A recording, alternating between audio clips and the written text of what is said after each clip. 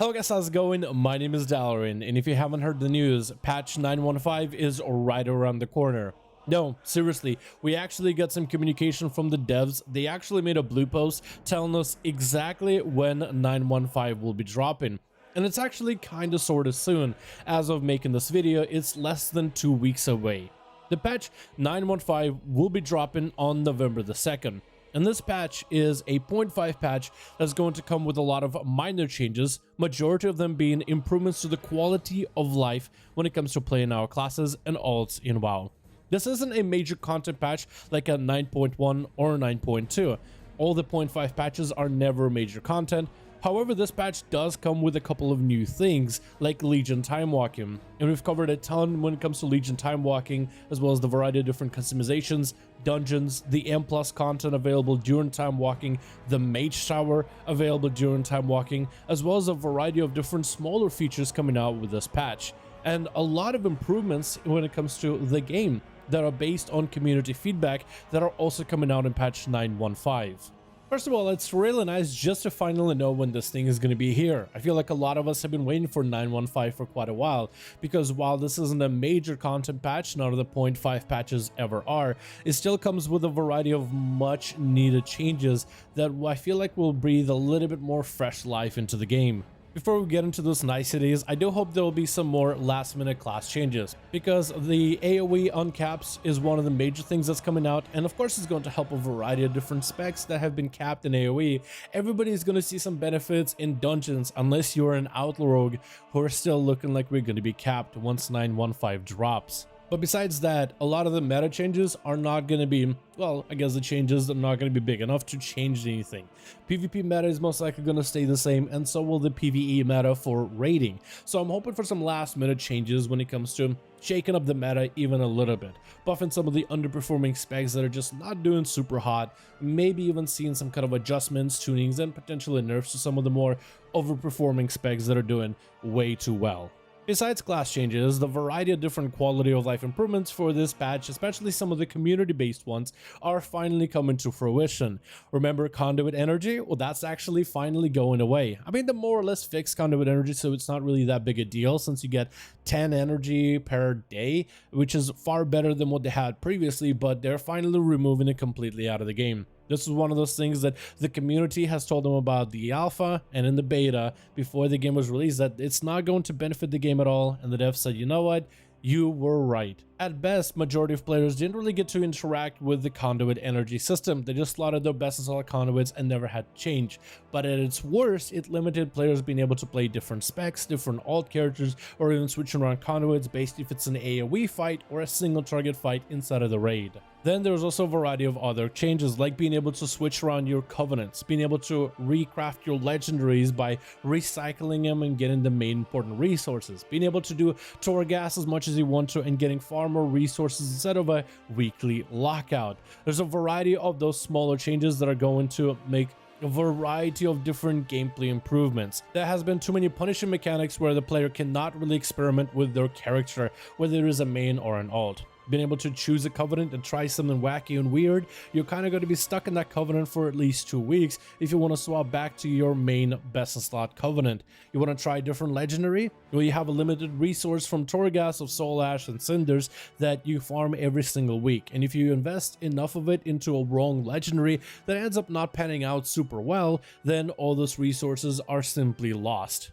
And finally, we'll be able to try different covenants, different legendary situations without being absolutely punished. I mean, there's so many different builds that weren't meta but became super good all of a sudden, and no one really knew that they were going to be a great build until someone had to try it.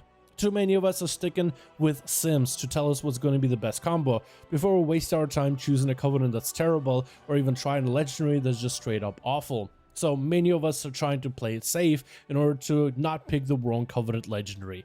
But builds like Kyrian Mage weren't meta until someone had to take the risk and try it, and now everybody is playing it. Necrolord Monk, someone had to take the risk until everybody is playing it. Necrolord Shadow Priest, where everybody were at first Venthyr, and then Nightface, someone had to try it out and find out that it's actually hidden gem. And I'm hoping with this freedom of being able to choose our Covenants legendaries and the quality of life stuff that comes with it, we'll be able to find more hidden gems somewhere out there. And hopefully we'll be able to have even more builds that are viable and available. Not to mention all the different customization changes for our classes, with the Lightforged, the Nightborn, the Void Elves, and even the High Mountain getting a variety of different updates. For all the Legion allied races that really were lacking customizations, we're getting even more of them, and more opportunity for players to level characters where the leveling experience has even been improved. But now that 9.1.5 is going to be finally here, next comes 9.2 and beyond, because once 9.1.5 is here, it's just the wait until the next major content patch for 9.2 finally hits the PTR. And that's, I think, is probably the most exciting thing going forward, is seeing what comes next. A lot of players believe that 9.2 will be the last patch of Shadowlands, and I guess it's very possible since this expansion has been around for quite a while, and some of these content patches have been quite long. We've been waiting for quite a while before we get the next major content patch dropping. So I guess the question is, does Blizzard play up to the regular cadence of an expansion every 2 years, or do they spend a little bit more time in Shadowlands?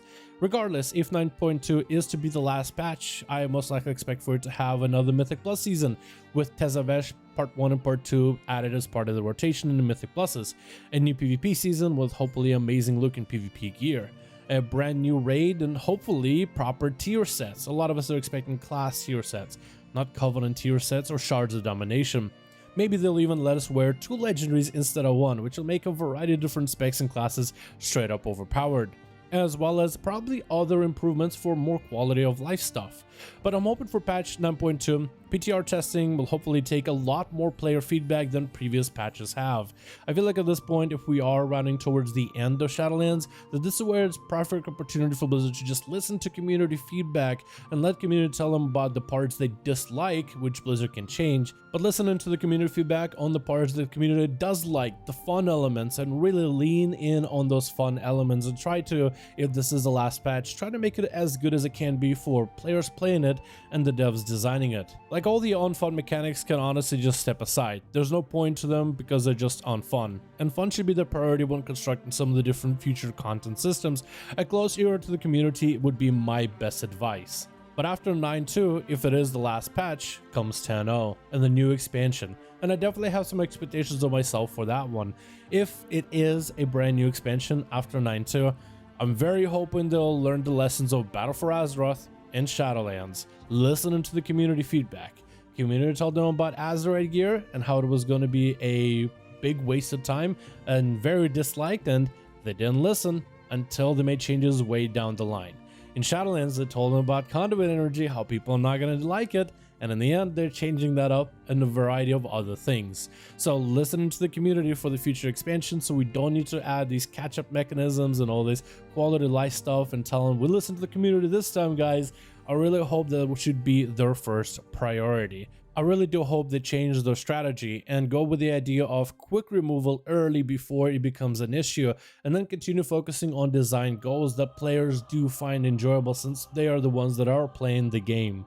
I'm also hoping they're really in 10.0 focusing on classes rather than borrowed powers. I think it'll be much more beneficial for all of us to watch our classes evolve, improve, adapt, and how when our class toolkits grow and change something that's baseline for our classes, because borrowed powers are not forever. They eventually are gone, and you'll have content like Mage Tower that will actually remove all borrowed powers from previous expansions like they never existed, which I think spotlights just kind of how bare some of our classes can be without some of those borrowed powers.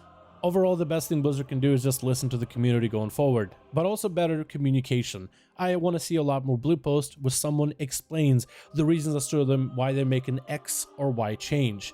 If anything, I just want them to put up a blue post letting us that they're listening to the issues and understanding what players are saying. I think that's what majority of us want. Whether they agree with the players or disagree doesn't matter. I just want them to communicate their thoughts so I know what's going on in their heads, and I want them to understand what's going on in all of our heads when we give them our feedback. But anyway, thank you guys so much for watching this video. What are your thoughts and expectations for patch 9.2 and a potential 10.0? Do you have any ideas of what kind of expansion it might be following Shadowlands? Do you think it's going to be some big grave threat, or do you think they're going to tone it down and go back to just us being adventurers in the world for a little? Thank you all so much for watching. I do hope you guys enjoyed this video, and I'll see all of you guys in another one.